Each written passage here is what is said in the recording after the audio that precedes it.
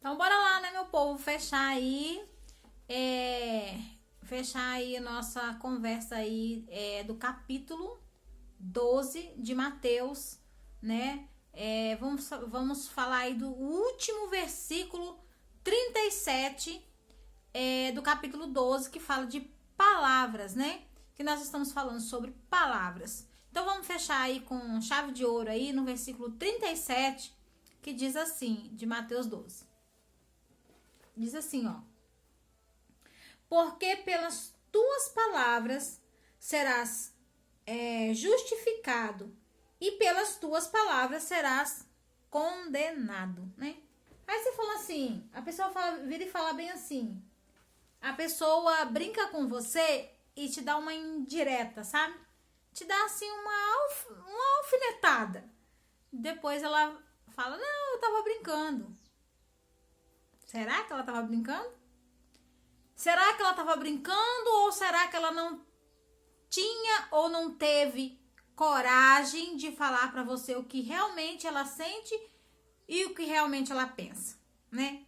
Então vamos ter cuidado com nossas palavras, cuidado com aquilo que falamos, porque as nossas palavras, elas nos denunciam, elas mostram quem verdadeiramente nós somos, né? Pelas tuas palavras serás justificados, ou pelas tuas palavras serás condenado, né? Quando você vai diante de uma autoridade, diante de um psicólogo, diante de um juiz, de pessoas que sabem classificar bem as palavras, elas te dão um veredito por aquilo que você diz, né? Porque pelas suas palavras é conhecida as nossas intenções, as suas intenções, certo? Ninguém fala nada de bobeira, ou se fala é porque não tem noção, né? Mesmo assim, a pessoa está contaminada, não tem como a pessoa, né? Então, queridos, refletindo aí sobre esse último versículo, né, 37 de Mateus 12, eu quero deixar aqui um exemplo de três homens, né? Eu quero deixar o exemplo de Pedro, eu quero deixar o exemplo de Pedro, quero deixar o exemplo de Moisés e quero deixar o exemplo de Elias, né? O exemplo de Pedro, eu quero deixar como um exemplo assim, Pedro antes, tá, meu povo? Antes dele realmente se converter, tá?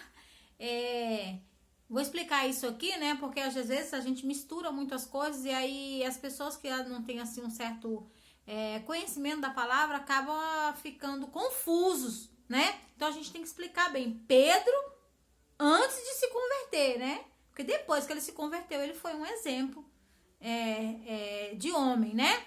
Então vamos falar de Pedro ainda aí antes de se converter, né? Com a mentalidade ainda precipitada, né? Pedro precipitado.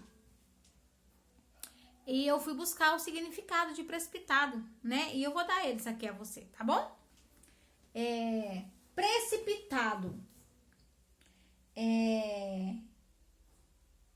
Precipitado, vamos lá.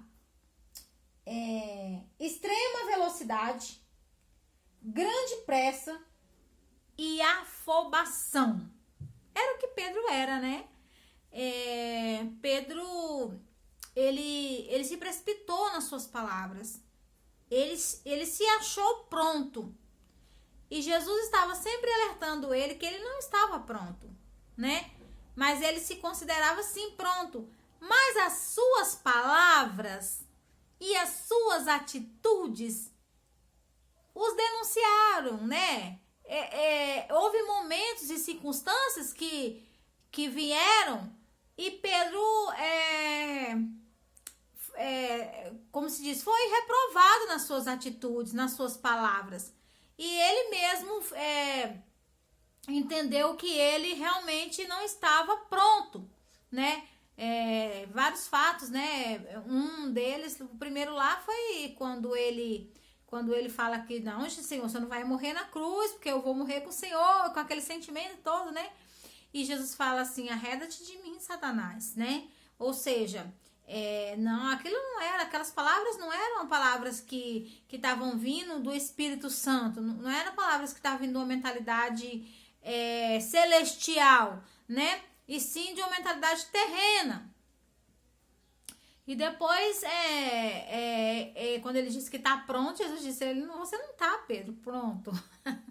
E ele, não, eu tô pronto, né? Na extrema afobação, né?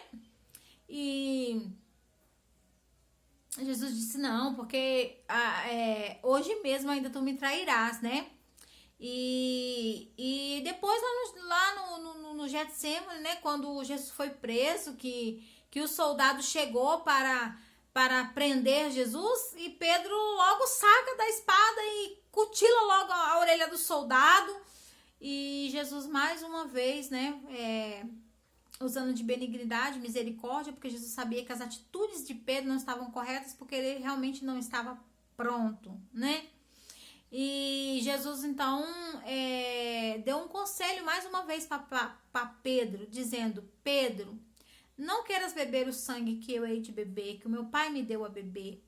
E será que se eu invocasse ao meu pai, ele não mandaria uma legião de anjos?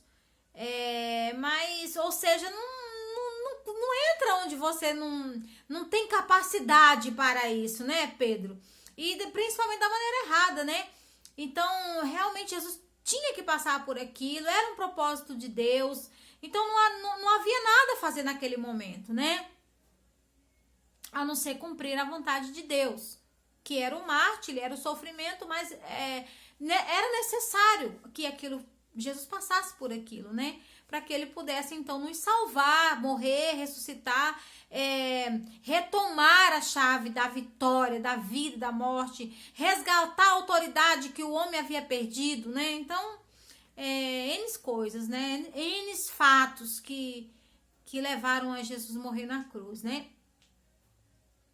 Então, Jesus disse, não, Pedro, não faça isso, não saque, coloca essa espada na bainha, porque tu não sabes que com quem com ferro fere, com ferro será ferido, né? Ou seja, não plante isso, né?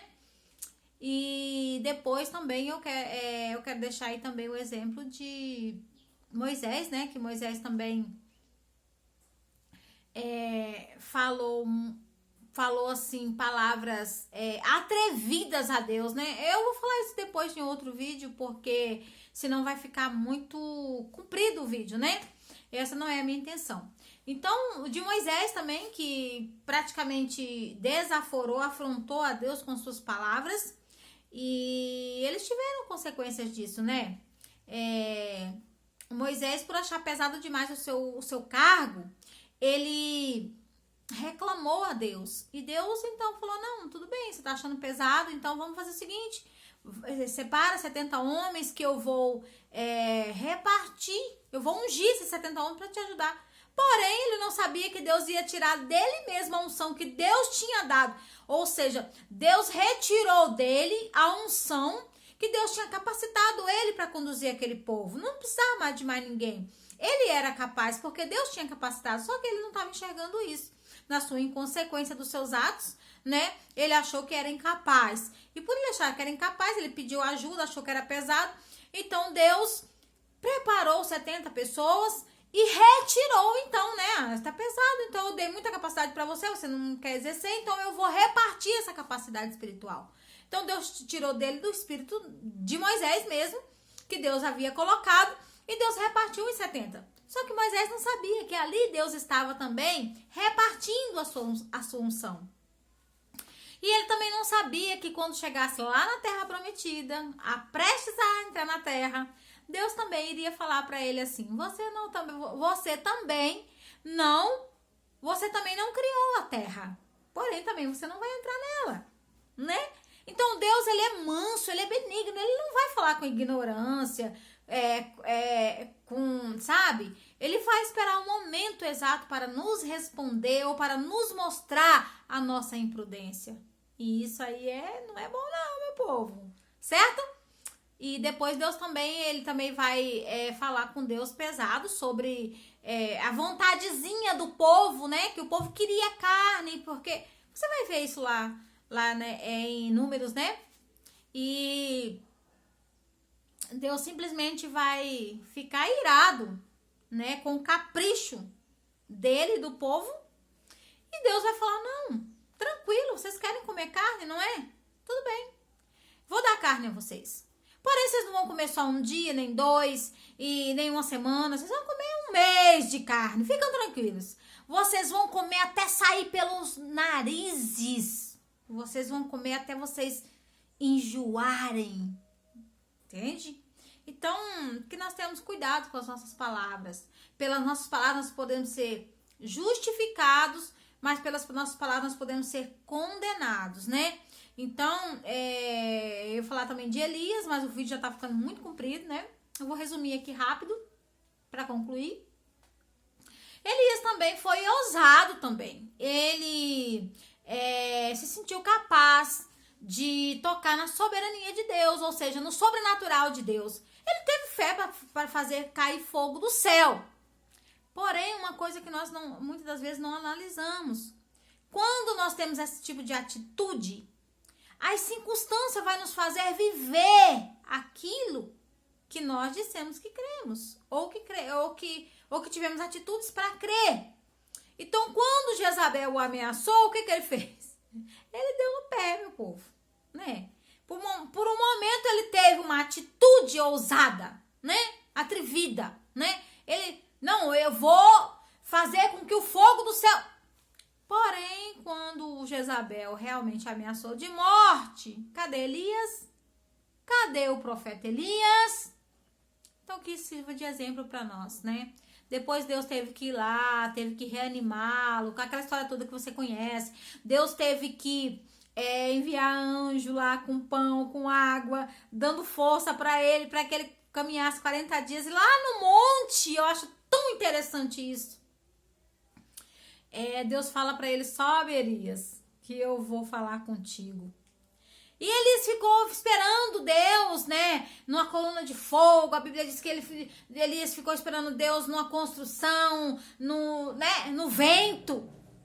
E a Bíblia diz que Deus não se mostrou em nada disso. E Deus, a Bíblia diz que depois que Elias esperou todos esses fatos, né, Deus veio numa brisa suave, né? E sem palavras, o que eu posso entender? Que Deus estava dizendo, nem sempre, Elias, eu vou estar no fogo. Nem sempre, Elias, eu vou estar na água. Nem sempre eu vou estar nos movimentos, nos ventos. Mas eu também posso estar na brisa suave. Mas isso não quer dizer que eu não esteja agindo ou me manifestando. É muito forte, né, meu povo? Deus não precisa de movimentos para fazer o sobrenatural. Ele é Deus e ele faz como lhe apraz.